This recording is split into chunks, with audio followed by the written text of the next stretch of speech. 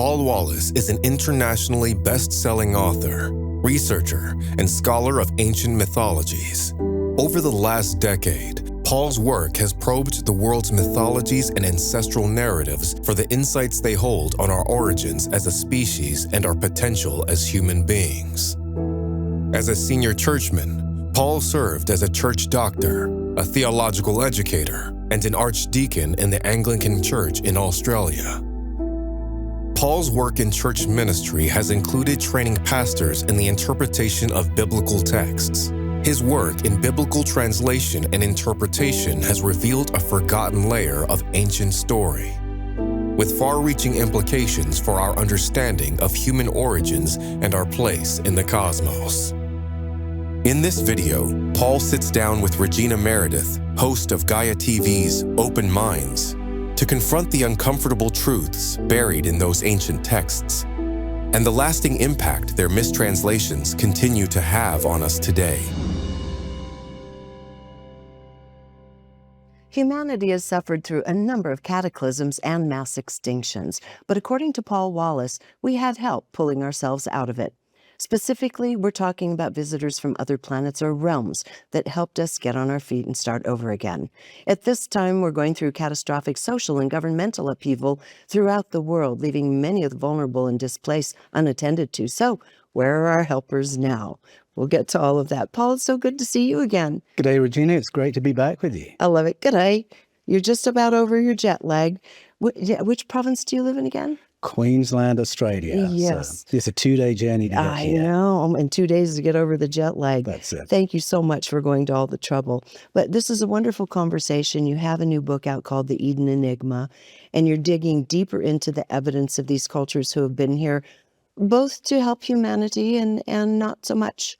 And we're looking at some of the evidence for this. So let's start in, first of all, this gets into a subject. You and Father Sean O'Lara and I had a conversation at one point. The three of us were talking about sort of the nature of good and evil. So and that's not so easy. That's not an easy topic to take on. But in a really short summary, just to kind of bring people into this conversation, tell us how you ended up kind of articulating the notion of good and evil on this planet. Well, where I go to is Plato, who I find really helpful on this topic.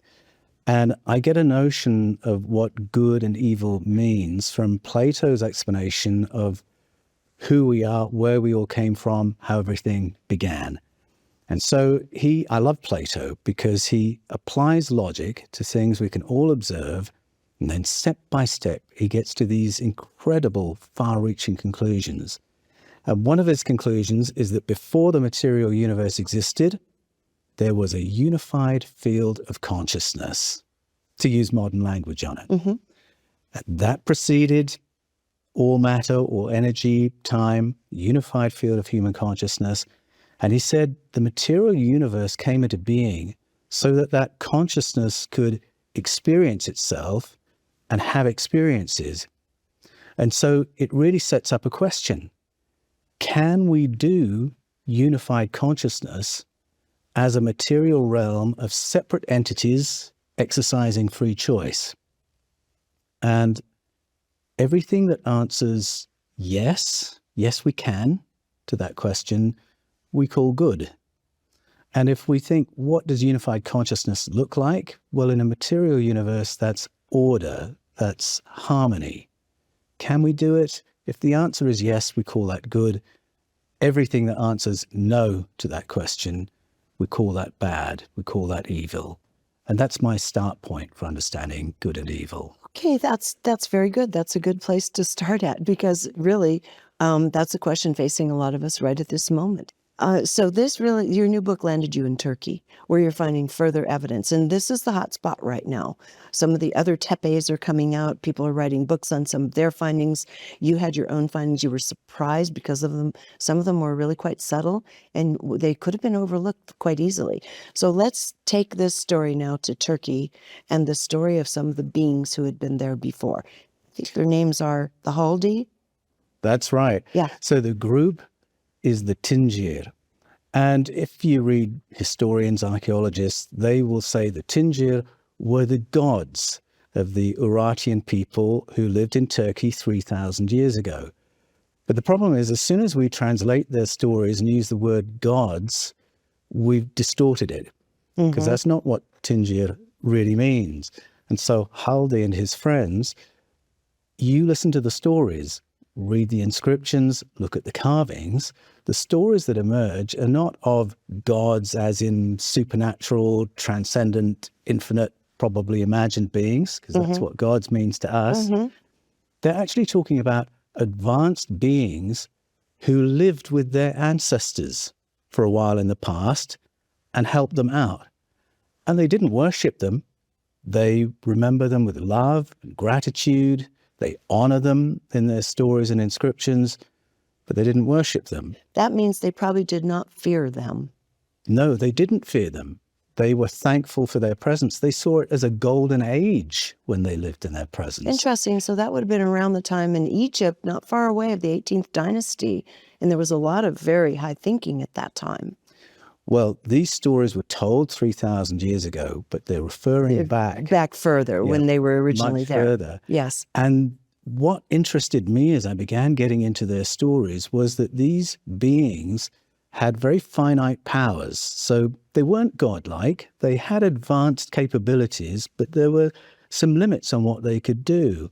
And so we've got beings called Haldi, Arubani, Irmushini, Suni, Teshaba, and they are all honored with having altered the environment, introduced agriculture, but they weren't supernatural almighty. They weren't able to prevent the chaos that their ancestors had to live through, but they were able to come alongside them as they emerged from the chaos and support them in rebuilding civilization.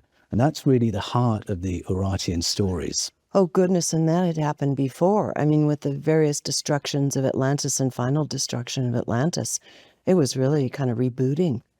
Fortunately, some of that knowledge from the people of Atlantis had been taken off and moved, through the Mayan culture and over into Europe and into Egypt and Africa. But they had help, too. It wasn't just the people taking some of the legends. We needed help rebuilding. Exactly. And those stories of helpful intervention, they're global. Yes. There are versions all around the world, and especially around the advent of agriculture. So if you go to Zulu story, you'll hear about Mbab Mwana Warisa, who introduces wheat and beer. Good for her. And then you've got Itzamna in the Mayan culture, who introduced particular crops to the Mayan people. The Babylonian story talks about Oannes and the Apkallu, introducing agriculture and city building all around the world. In Australia, there's a fascinating example. Up at the top end, in the Northern Territory, there's a people group called the Yolngu people. And Aboriginal Australians are renowned for knowing how to live in balance with the environment, knowing about the land, knowing everything about the flora and fauna. Yet they tell a story of their ancestors not having any of those skills. They didn't know which plants were good to eat, which had to be avoided, what animals you could hunt and eat, which you couldn't, how to fish. And the story they tell is that their elders, not knowing any of this, had to learn it from non-human beings who were living in the region at that time, who they called the Mimi people, or the Mimi spirits. And when they use the word spirits, all that means is they could turn up and leave by means they didn't understand. That's what that word means. And it was the Mimi who taught them the dance of the hunt and the dance of fishing and the dance of the harvest. And so all around the world, we have stories like this where humanity was in a situation where survival was uncertain. And then these non-human others appear, help us through that moment, give us an education so that we can reestablish ourselves in some kind of change that we've gone through, which I believe was cataclysm, an environmental cataclysm. And it echoes all around the world. Yes. And so going back to our first topic of the nature of good and evil as you perceive through Plato, this would constitute good, in that these beings came anytime. It seems to me, I've watched, just in my lifetime, I've watched. And whenever there is supposedly a group of beings, whether they're off planet or not, or humans, that demand fealty, that say, I'm the way, I'm the only one, only I can do this. And there's retribution if you don't worship them. I've always perceived that as evil. Yes. And my own, just even as a little kid, my own perception of that was even in the Bible. I had a very different view of the Bible at 5 than I should have. Good for you. I questioned everything back then, and I thought, no, that's evil. You don't make people do those kinds of things.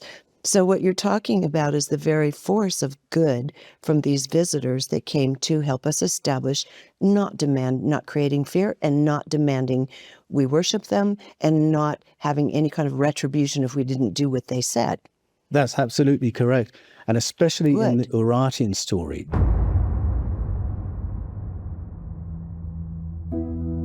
To watch the full interview, available exclusively on Gaia, follow the link in the description